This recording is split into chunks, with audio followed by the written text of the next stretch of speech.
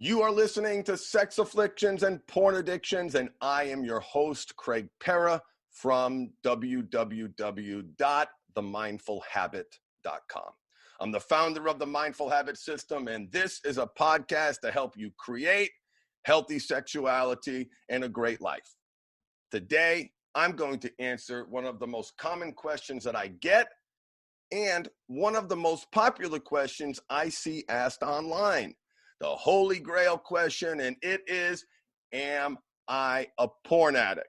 And we're going to talk about that question today. We're going to talk about why I think that's the wrong question. And I'm going to give you a series of true and false questions that you can use to help you assess the impact of your pornography use. Before we jump into that, quick shout out time. As you guys know, nobody is sharing their successes with me and my program on Facebook. Obviously, confidentiality is important. People aren't putting this stuff out there, and nor should they be. So that's why I've partnered with trustpilot.com, a public review site, and that's to make sure that you're reading 100% real testimonials from real clients. And I am so goddamn blessed to be doing what I love to do and doing what I'm great at. And that brings me in contact with amazing men who find me often at their lowest point. I just want to share with you what he had to say. I'm so proud of what DF wrote, and I want to share it with you. It's weird writing a review for someone who might have just saved me during what's easily the worst time of my entire life. Craig gave me focus and clarity, but more than that, he gave me back some perspective, some positivity, a path forward. Be ready. This isn't a passive process. You got to want it. You got to work for it. And this brother did. And here's what happened. Do that and come out of the other end stronger, smarter, and more focused than you've ever been before. You're the car. Craig has the keys. And if you want to move forward, hit the gas. This man, talking about me, he knows the plan is possible. I know the plan is possible, and I'm ready to help make the call. And listen, I always like to offer a special discount for my brothers who watch me and listen to me via my broadcast. And if you do make the call, right, here's what I'm going to do. The first person who reaches out to me here's the number. You can find it on the website too, 877-769-3790 or info@themindfulhabit.com. You will get 50% off my group coaching program for the first person who reaches out to me and references this podcast. All right, let's jump in. Oh, wait, one more thing. For those of you watching on video, you may see my hat, Motivated by Metal. And my other shout out is to the Metal Motivator, life coach, entrepreneur, beautiful man, CJ Ortiz. And if you like heavy metal and you need a brain punch, a punch that's just going to wake you up and shake you, I found this guy at my lowest point. And he was so focused on the make a habit part of the equation, not the break a habit, the make a habit part of the equation, pursuing a great life. This man changed my life. And if any of you are metal fans, heavy metal, woo, you're going to love CJ Ortiz, the Metal Motivator. So, am I a sex addict? Are you a sex addict? Well, we're going to talk about porn addiction today. If you're struggling with compulsive sexual behavior, just replace that term. Here's what I want to say about that first. So many people come to me, and husband and wife, boyfriend, girlfriend, fiance are fighting over whether or not he's a porn addict. And I just want to say this. If you are presently fighting with your partner over whether or not you are a porn addict or a sex addict, you are losing. You are losing. Think about that argument that you're having for a second. And here's my strong recommendation. Instead of arguing an argument that what does winning look like? Convincing her that you don't lack self-control, that you do have empathy, that you are pursuing a great life, that you are performing as to the best of your ability sexually. right? Instead of arguing, try to find out, why does she feel that way, right? This is an opportunity for you to understand why she feels porn may be cheating, for example. What morals and ethics, belief systems does she possess that cause her to feel that way? You're not going to win this fight. And it is an opportunity for you to learn more about her, understand why she feels the way she does, and step back and ask yourself the right question. Not, am I a porn addict or am I not a porn addict? And I'm going to give you some factors to consider in evaluating the answer to that question. But is my behavior healthy? Start there. Is my sexual behavior healthy? Does what I'm watching and what I'm doing reflect the man that I want to be? To reflect the man that I want my daughter to see when she looks up at me? If the answer is no, and so you get some answers on this quiz that I'm going to give you that suggest the impact is significant, then get help. Doesn't have to be with me, but you got to do something. There are too many blind spots for you to climb this mountain alone. So find something that works for you. Let's get to some of the questions, all right? So, and as you answer these questions, I want you to reflect on the impact that your behavior is having on your life and the risks produced by your behavior. Okay, we're going to focus on impact. Well, how are the sexual habits impacting critical parts of your life, like your relationship, career, finances, health, hobbies? And risk. What risks are your sexual habits creating in your life? Is porn threatening your relationship or career? Well, let's dive in. So question 1, true or false? Pornography has desensitized me physically and emotionally when I have sex with a real person. Compulsive porn is a progressive condition. Now note, it is the symptom. As any of you have been watching this podcast know, I have strong reservations with calling your behavior diseased and surrendering and powerless and using an 85-year model to help you move forward. Let's focus on the impact, right? Porn moves us away, most of us, if you're listening to this, probably you, from great sex and a deep love and connection. I was completely desensitized. And what happens? You watch more, you watch more, you watch more, and you gradually become immune to explicit images that you may look at today and be like, oh, meh, okay, that was interesting. 10 years ago, your head would have exploded. Oh my God. Oh my God. And this can lead to loss of libido, impotence, and a notion that sex is totally divorced from real life relations. So question 1, pornography has desensitized me physically and emotionally when I have sex with a real person. Question 2, true or false? I am struggling with a compulsion to search for and watch illegal or taboo pornography. If that's true, this is very dangerous territory. And you can't believe the number of men who stumble into places they shouldn't be and get arrested, go to jail, are publicly humiliated, and end up on the sex offender registry. Do not fall down the rabbit hole of online pornography. It's a slippery slope, and the internet has created incredible opportunities to ruin your life.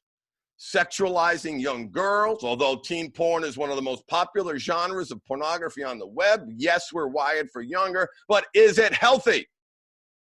Is it healthy? All right, so if the answer to that question is yes, that's one of these. Take action immediately. High risk, big impact. Question 3, I watch porn in public areas or while driving. And this includes watching porn in a secluded area. If it's outside your home or apartment and not in private, answer true. Do you watch porn in public areas or while driving? If you are watching porn in public areas, you are at risk of getting arrested. Some of these men have been photographed and videoed, and that gets uploaded, right? I don't want to come at this from a place of trying to scare you, but please, for the love of God, you do not want to be that person. You do not want to be that person. Watching porn in public, bad. Can't even believe I need to say. Can you imagine? My brothers are in their 40s like me. I'm 48. Going back to when we were kids and thinking this would be a problem.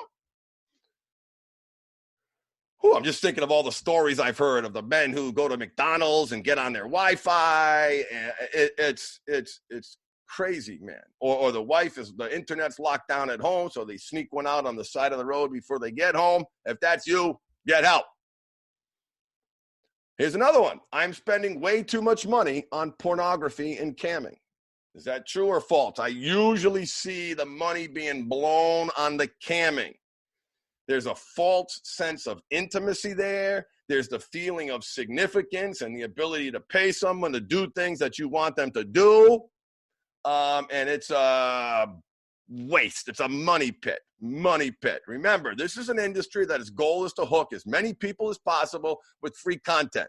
The same tactics used by big tobacco. This is a multi-billion-dollar industry. Do not be a slave. And if you're spending it, and in this universe of free porn, to me, that suggests there might be a problem. Here's another one, very practical. I'm often late for work and/or social events because I'm watching porn. True or false?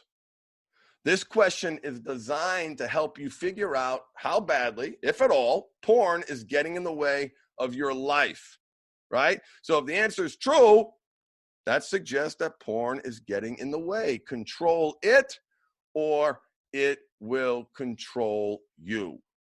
If porn is no longer a harmless hobby and it's impacting your real life, think, project ahead.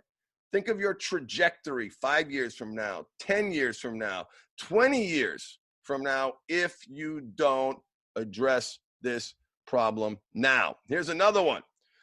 True or false? I'd rather watch porn than hang out with friends or perform constructive actions that enrich my life.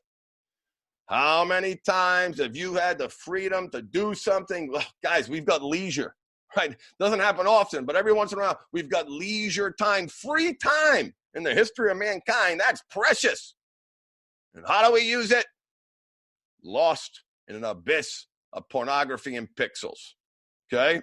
If you'd rather watch porn than hang out with friends or perform constructive actions that are going to enrich your life, then you are numbing, coping, and escaping with pornography, and it is negatively impacting your life. Here's the next question. My partner has threatened to leave me or is really hurt over my pornography use. Guys, you gotta listen to my Betrayal Trauma podcast with Sandy Joy. It is so hard for us as men to listen, we grew up with porn. We've been watching it since we were kids. What do you mean cheating? What do you mean feeling bad about yourself? This isn't about you. Look her in the eye and tell her that this isn't about her. It's like the kids of parents who are divorced, no matter how well it's handled, right? The child can come to no other intellectual conclusion that if mommy or daddy loved me, they would be here. And one of the reasons why divorce is so impactful. And I think the same principle applies here. What do you mean? Oh, it's me, it's not you? You're choosing pornography over your wife. The data is overwhelming. Healthy sex life equals longevity and happy marriage. And here you are sneaking off, wasting that powerful, precious energy. And so if you are in the I'm a porn addict, you're a porn addict, no, I'm not fight, rethink that argument and start asking questions. If your partner's threatening to leave, remember, right, what does porn addict equal? Porn addict means you lack self-control, you have low self-awareness, which is a critical component of EQ, emotional intelligence. In fact, it is one of the primary drivers of personal and professional success. Low self-control, low self-awareness, unhealthy sexuality, lack empathy, a strong ability to compartmentalize, reactive, not living a purpose-driven life. That's what being a porn addict means. Oh, and you have low self-esteem. How could I forget that one? Here's the next question. I spend too much time watching porn instead of taking constructive actions to enrich my life. Right? Porn took a massive toll on my life because what I wasn't doing. When I was watching porn, I wasn't connecting deeper with my wife. I wasn't taking care of my body. I wasn't counterbalancing my crazy. Next question. I hide my porn use from my partner. Why? If it's no big deal, why are you hiding it? What are you afraid of? The secrets and lies will destroy your relationship on something as important as your sexual energy, brother. Ask yourself, why do I keep it a secret? Is there shame surrounding it? If it's no problem, no big deal, stand in your ground and say, honey, this is how I want to express myself sexually, and I think it's good for me. Be truthful for you. If you believe that, I'm not here to tell you you're wrong. Everybody's different. Is it healthy? All right. And answering these questions about why you're hiding it, right? And digging into the root cause and shame can produce powerful, positive results to help you better understand your sexuality and how you feel about it. I like to say is I don't treat porn addiction, I treat intimacy disorders. There's reasons why that energy flows so naturally in an unhealthy way and why it doesn't flow naturally in a healthy way. All right, here's another one. How many guys have had to close their eyes, bury their face in the pillow to orgasm connected when they're having sex with a real person? Question 10. I can't stop thinking about pornography when I'm having sex with a real person. You have trained your arousal mechanism to get off needing that intense visual stimuli. That means the height of pleasure and connectedness with another human being is being corrupted by an industry that knows its product is hurting couples. Yes, there's a little handful of people saying, oh, it's helping us, great. I'm not talking to them. Porn is listed as a contributing factor in 47% of all divorces that occur in the United States. And this, my brothers and sisters, is there's so many bad statistics out there. When you start peeling away the layers, there's a lot of bad statistics out there. This one is my favorite because there's no bias. That statistic came from the lawyers who handle divorces in this country. One of many, many, many questions that they had to answer every 10 years. There's a survey. The next one I think is coming out soon. What do you think? That number went up or down from 2009? What do you think? Up or down? Yeah, it's up. It's up. Here's another question. True or false? I'm ashamed of my sexuality and what I'm into through pornography. I am ashamed of my sexuality and what I'm into with pornography. Shame serves no healthy purpose as far as emotions go and has no place in a healthy expression of your sexuality. Shame is the fuel that drives compulsion. We're not talking about guilt here, we're talking about shame. Remember that. All right, here's another question. I like this, a little broader, high level. I am not expressing my sexual energy in a healthy way, embracing its power, or using it to grow closer to someone I care about. Your sexual energy is powerful. Online, you can get the book for free, Napoleon Hill's Think and Grow Rich. Read chapter 11. Just search for a PDF, Think and Grow Rich. Chapter 11 talks about the power inherent in our sexual energy, and he talks about transmuting it. Of course, he doesn't know how to do it, but it's a great concept. Here's another question. True or false? I suffer from erectile dysfunction and or performance issues when I have sex with a real person. Yowza. Yowza. Yowza, yowza, yowza. Right? And how many of you guys are on medication for erectile dysfunction that you don't need to use when you're masturbating with pornography, but you do need to use with your partner? Red flag, red flag, red flag. Next question. I can't stop watching porn even though I know it's hurting someone I love. Partners hate it. The lying, getting caught over and over and again, the cycle, the secrets.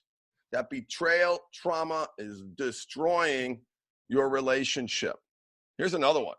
True or false? I cannot orgasm during sex with a real person unless I think about graphic, pornographic images.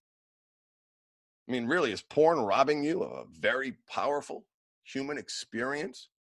Orgasming during sex with a real person? Is it hurting it? Think about that question. Next, here's one.